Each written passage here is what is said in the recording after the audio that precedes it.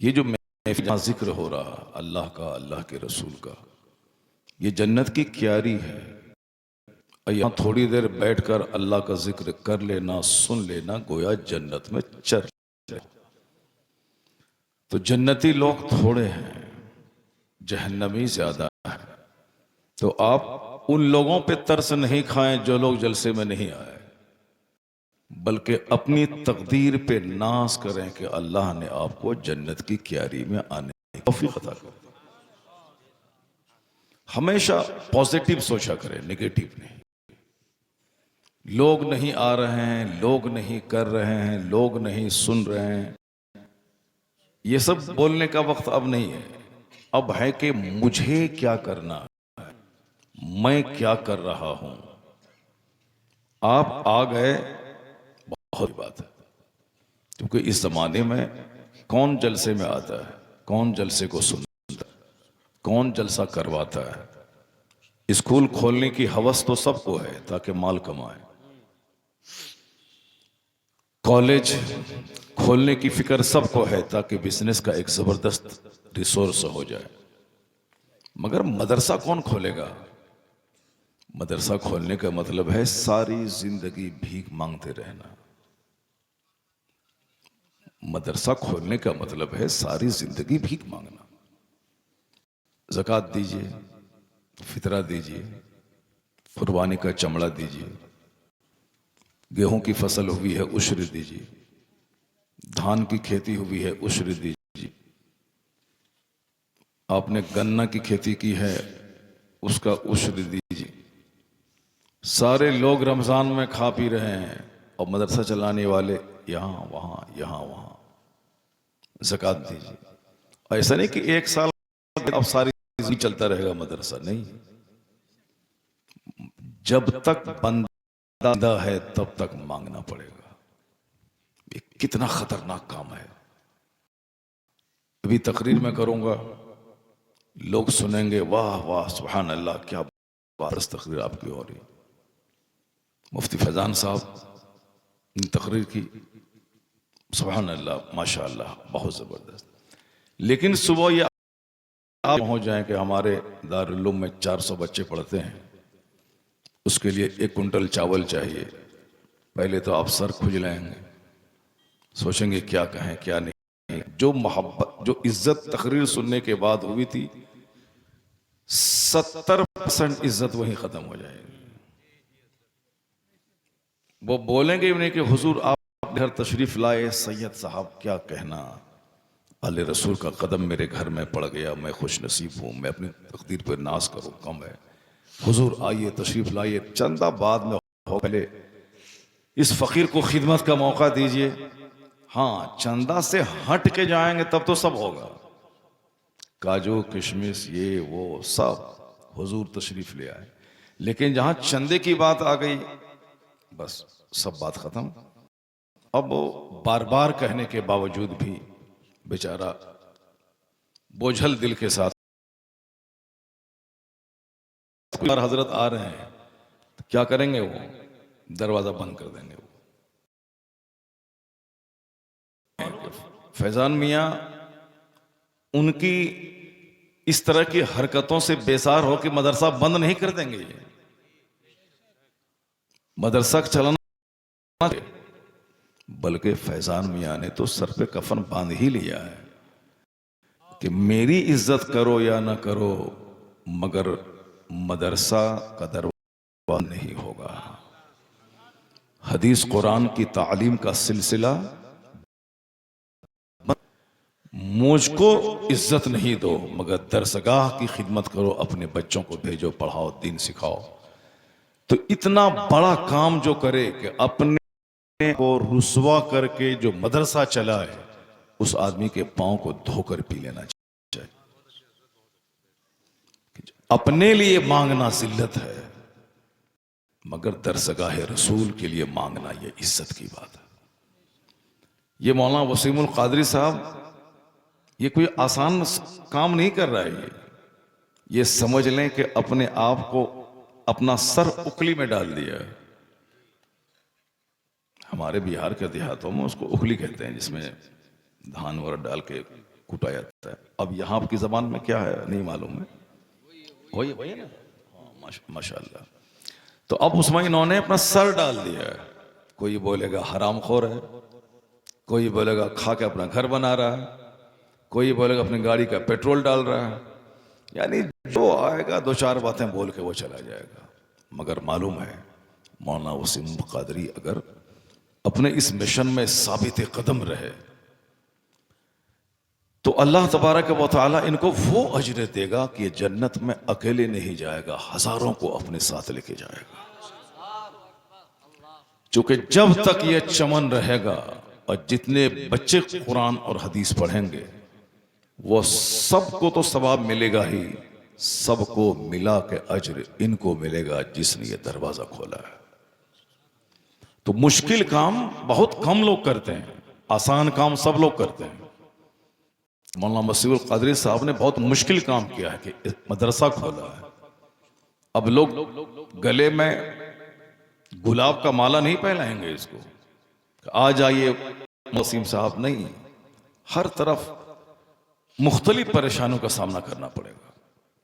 कहीं कोई अच्छी निगाह से नहीं देखेगा, हर तरफ गीबतें होंगी, लेकिन सब्र से अपने इदारे को अगर मजबूत बना लिया, क्योंकि बड़ा काम करने के लिए कुर्बानी चाहिए, सब्र चाहिए, फिर आने वाली नस्लें इनकी कब्र पे फातिहा पढ़ के मेरे बाप ने मुझको पैदा किया है और इन्होंने मदरसा खोल कर मुझे, अल्लाह तबारक व तआला मौलाना वसीमुल कादरी हिम्मत और हौसला अता फरमाए और इस इदारे को खूब अल्लाह तरक्की और अरूज अता फरमाए। तो मैं ये कह रहा था कि चूंकि जन्नती हर दौर में कम रहे तो नेक काम करने वाले हमेशा कम रहे। अगर आप घर में नहीं सोकर महफिल में आ गए, चाय पान की दुकान पे बातें नहीं करके आप दीन सुनने के लिए आ गए, बहुत बड़ी बात है। वरना आजकल सब बोलना जानते हैं, सुनना कौन जानता है। दुकान पे सब बोल रहे हैं, बस पे सब बोल रहे हैं, ट्रेन में सब बोल रहे हैं, हवाई जहाज में सब बोल रहे हैं, घर में सब बोल रहे हैं, जहां चार औरतें बैठी हैं सब बोल रही हैं, कोई किसी का नहीं सुन रही है। तो इस जमाने में कौन किसका सुनता है? लेकिन अगर आप कुरान हदीस सुनने के लिए अगर आप आ गए, समझ लें कि खुद से नहीं आए, अल्लाह की तौफीक आपको मिली है कब आ गए। अल्लाह तबारक व तआला जिस बंदे को देता है, पसंद फरमाता है, उसे नेक काम करने की तौफीक अता कर देता है, नेक लोगों की मोहब्बत उसके दिल में डाल देता है। और जब किसी को देखें कि आलिमों की गीबत कर रहा है, समझ जाएं कि अल्लाह इसको जलील और रुस्वा करना चाहता है। क्योंकि आज से 1000 साल पहले एक बहुत बड़े बुजुर्ग ने कहा था कि चूं खुदा खाहत के कसदरत मैलश अंदर ताने पाका नहद। जब अल्लाह किसी को जलील करना चाहता है तो उसको नेक लोगों के पीछे लगा देता है। नेक लोगों की गीबत करना, उसकी चुगलखोरी करना, उसका ऐब बयान करना, उसके पीछे लगा देता है, क्योंकि अल्लाह उसको जलील करना चाहता है। और जिसको अल्लाह जन्नत देना चाहता है, जिसको अल्लाह हिदायत देना चाहता है, तो आप समझ लें कि वह नेकों की इज्जत करना सीख लेता है, नेकों से दोस्ती करता है, अच्छी महफिलों से दोस्ती करता है। एक हदीस में आया है कि अर रजुलु अला दीन खलीली फल यंजुर अहदुकुम मैं युखालिल। आदमी अपने दोस्त के दीन पर होता है, तो दोस्ती से पहले देख लो कि तुम दोस्ती किससे कर। आदमी अपने दोस्त के मजहब पर होता है, दोस्ती करने से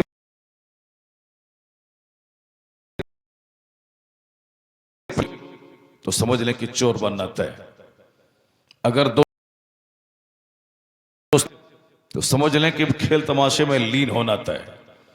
लेकिन अगर दोस्ती की परहेजगार नेक लोगों से हुई तो आप यकीन जाने आज हो या कल, देर या देर, नेक बनना उसका तय। आपकी तवज्जो है मेरी तरफ? मुझे नहीं देख रहे हैं, जरा जोर से बोलें सुभान अल्लाह, जोर से बोलें ला इलाहा इल्लल्लाह मुहम्मदुर रसूलुल्लाह सल्लल्लाहु अलैहि वसल्लम। हदीस में आया है कि मन सल्ला अलैया मर्रतन वाहिदा सल्लल्लाहु अलैहि अशरा मर्रात। आका इस्लाम फरमाते हैं कि जिसने मुझ पर एक बार दरूद भेजा अल्लाह उस पर 10 बार रहमत नाजिल फरमाता। सुभान अल्लाह। अल्लाह उसके 10 गुनाहों को मिटा देता, अल्लाह उसके 10 दर्जों को बुलंद कर देता। और एक हदीस में आया है कि जो रोजाना 1000 बार दरूद भेजा हर्रमल्लाहु जसदहु अलन्नार, अल्लाह उसके जिस्म को जहन्नम की आग पे हराम कर देता। एक बार मेरे साथ मिलकर सारे लोग दरूद पाक पढ़ें। अल्लाहुम्मा सल्ली अला सय्यदना व मौलाना मुहम्मद मअदनिल जूद वल करम व आलिहि व बारिक व सल्लिम सलातों व सलामन अलैका या रसूल अल्लाह। तकरीर हमारी होगी और सारे लोग गौर से सुने उसको, मजलिस से भागे नहीं। ये जन्नत की क्यारी से कौन भागता है? शैतान भागता है। जन्नत की कौन भागेगा? जो बदनसीब होगा। मस्जिदें आबाद करने की जगह उजाड़ने की, मदरसा आबाद करने की जगह उजाड़ने की जगह नहीं, आबाद करने की जगह उजाड़ने की जगह नहीं। जो जलसे को उजाड़ेगा अल्लाह ताला उसकी जिंदगी के सुकून और चैन को उजाड़ देगा। जो मस्जिदों को, अल्लाह उसकी जिंदगी से बहारों को छीन लेगा। जो मदरसों को उजाड़ेगा वो सारी जिंदगी सुकून और चैन से महरूम हो जाएगा। ये तो बिल्कुल तय है, क्योंकि आजकल मुसलमानों की खोपड़ी थोड़ी सी उलट गई है। अभी रामदेव जी आते हैं तो 1 लाख हिंदू उसकी बातें सुनते हैं। वो क्या कहते हैं? हाथ ऐसे उठाइए, हाथ ऐसे गिराइए, सुबह सवेरे 4 बजे उठिए, हाथ में मॉर्निंग वॉक कीजिए, हेल्थ मिलेगा, सेहत मिलेगी। यानी वो सेहत की बातें। अब 1 लाख लोग उसकी बातें सुन रहे हैं और हम लोग जन्नत की बात करते हैं, हम लोग अल्लाह की मोहब्बत की बात करते हैं। मगर हमारा कोई नौजवान इधर से भागता है, कोई उधर मोबाइल चलाता है, जैसे कि जिंदगी में कभी मोबाइल को देखा नहीं है। लोग 10-10 लाख रुपए का मोबाइल चलाते हैं मगर लोग उसको कोई देख नहीं रहा है। और हमारे कुछ बच्चे चोरी का मोबाइल ले लेता है 5000 मल्टीमीडिया, उसको हमेशा हाथ में दिखाता रहता है। जुमा के दिन भी मस्जिद जाता है तो वहां भी मोबाइल लेके जाता है। जहां थोड़ा सा मौका मिला मस्जिद में मोबाइल शुरू कर देता है, जलसे में शुरू कर देता है। यानी एक उजड़ी हुई कौम, ऐसा लग रहा है जैसे इसको जलील होना है, रुसवा होना है, बर्बाद होना है, काफिरों के हाथों कटना है। इसलिए इसकी टेंडेंसी, इसके जीने का अंदाज, इसका चेहरा, इसकी बोली, घर में रहने का अंदाज, सब ये बताता है कि इसे अभी और कुछ बर्बाद होना है। जो आदमी जंगल झाड़ बंदर छुछंदर खुदा कहता है, आज वो सिविलाइजेशन, तहजीब, कल्चर की बातें कर रहा है। मुझको ऐसे जीना है, बच्चों को ऐसे पढ़ाना है, धर्म गुरु का सम्मान ऐसे करना है, धर्म गुरु से कुछ बातें सुननी है। जिसको पाखाना साफ करने का ढंग तरीका मालूम नहीं, उसको वो गुरु माने हुआ है, उनकी बातें गौर से सुन रहा है। जो धोखा देने वाला आदमी अक्सर और बेशतर ऐसे ही होते हैं। जो भी फ्रंट में आता है उसका 4 साल के बाद ऐसे इस कैंडल में फंसता है कि सारा संसार हंसता है, लेकिन उससे पहले हजारों नहीं लाखों लोग उसके पीछे चलते हैं, फॉलोवर रहते हैं। इसलिए ए मेरी सारी दुनिया अब जाग गई कि मुझे क्या पहनना है, क्या नहीं पहनना है। सारी दुनिया जाग गई कि मुझे क्या खाना है, क्या नहीं खाना है। सारी दुनिया को अब एहसास हुआ है कि मुझको कैसे सोना है, कैसे नहीं सोना है। सारी दुनिया को अब लग रहा है कि मुझे शादी ब्याह कैसे करना है। कोरोना काल में एक डीएम अपनी वाइफ, वो भी जो डीएम थी, उससे शादी उन्होंने कोर्ट में जाके किया और सिर्फ 500 रुपए की फीस कोर्ट की भरा और जज के सामने उन्होंने अपनी वाइफ के निकाहनामे पे साइन किया और दोनों मियां भी वहां से आए और अपने रिसेप्शन नहीं दिया, बल्कि कहा कि सारा हिंदुस्तान तकलीफ में है। सारे लोग कोरोना काल की वजह जिन्होंने IS ऑफिसर, मेरा चपरासी बेटा, वो भी 100 बारात ले जाना चाहता है। किसी लायक नहीं है मेरा बेटा, वो भी वलीमे में 10,000 आदमी को खिलाना चाहता है। फटी आदमी है, वो भी 2, 4, 5 स्कॉर्पियो बुक करके वो शान दिखाना चाहता है। DM IS ऑफिसर जिन्होंने UPSC कंप्लीट की है, वो DM है। मगर उसने शादी इस कदर सिंपल किया कि सारा हिंदुस्तान उसकी तारीफ करता रहा, चूंकि उसका दिल जिंदा है, पढ़ा लिखा आदमी। उन्होंने सोचा कि इस संकट की घड़ी में मुझे शौक नहीं बल्कि जरूरत से काम लेना चाहिए। जब एक DM आदमी सिंपल शादी कर सकता है, तो जिसके मजहब ने बेसिकली सारी बातें क्या करें क्या नहीं करें ये इस्लाम ने सिखाया है। बेशक क्या लीगल है, क्या हार्मफुल है, क्या बेनिफिशियल है, ये इस्लाम बताता है। क्या हानिकारक है, क्या लाभदायक है, ये इस्लाम बताता है। हर जुमा की तकरीर के जुमा के साथ यह शर्त है कि वीकली कोई नसीहत का कोई उसके यहां सिलेबस, जब मन में आया पूछ लिया, जब मन में आया छोड़ दिया। ये वीक में एक बार ये काम करना ही करना है, डेली ये काम करना ही करना है, ईयरली ये काम करना ही करना है। ये सारा सिस्टम,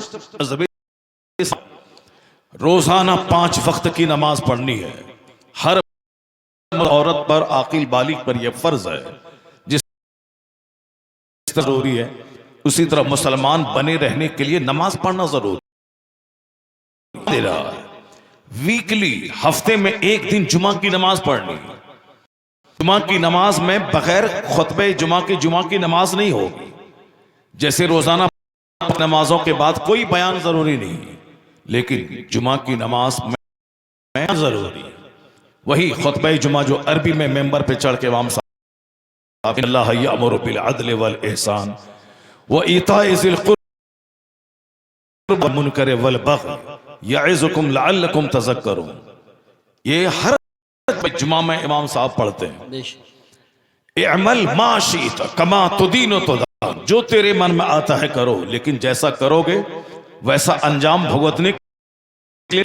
इस हदीस से पाक का तर्जुमा, इस हदीस से पाक की तिलावत हर और खुतबे जुमा में यह भी है कि सबीलुकुम तवील, तेरा रास्ता बहुत लंबा है। वज़ादुकुम कलीलुन कलील, तेरे पास सफर का खर्च बहुत थोड़ा है। तो क्या कहा जाता है कि अमलू, अमल करो, चूंकि रास्ता तेरा बहुत लंबा है और सफर का खर्चा बहुत छोटा है। हर दिन 1 मिनट का सही खुतबा जुमा ये फर्ज है, शर्त के शर्त है वो, उसके बगैर जुमा की नमाज नहीं होगी। क्यों? ताकि बंदा कम से कम यही तो वीकली अल्लाह का पैगाम सुन ले, रसूल पाक हमें कैसे जीना है, ये सारी बातें वो सुन ले जुमा के में। चूंकि खेत मर जाता है जब बारिश नहीं होती है, उस खेत को दोबारा जिंदा हो जाता है। पानी पड़ने के बाद खेत दोबारा जिंदा होता है। यह दिल का खेत दुनियादारों का चेहरा देखने की वजह से मर जाता है। यह दिल पीने से मर जाता है। यह दिल शराबी, पापी, लुच्चे, लफंगे, चोर, मवाली सबको देखने के बाद यह दिल मर जाता है। जब दिल मर जाए तो आदमी को अच्छी महफिल अच्छी नहीं लगती, अपने माँ बाप अच्छे नहीं लगते, अपनी बीवी अच्छी नहीं लगती। जब दिल मर जाता है तो उसको सच्चाई से नफरत और झूठ से रग़बत हो जाती है। तो इस मरे हुए दिल को दोबारा जिंदा करने के लिए शरीयत ने इंतजाम में लाजमी तौर पर खुतबा सुना जाए, कुरान पाक की तिलावत सुनी जाए और अल्लाह के रसूल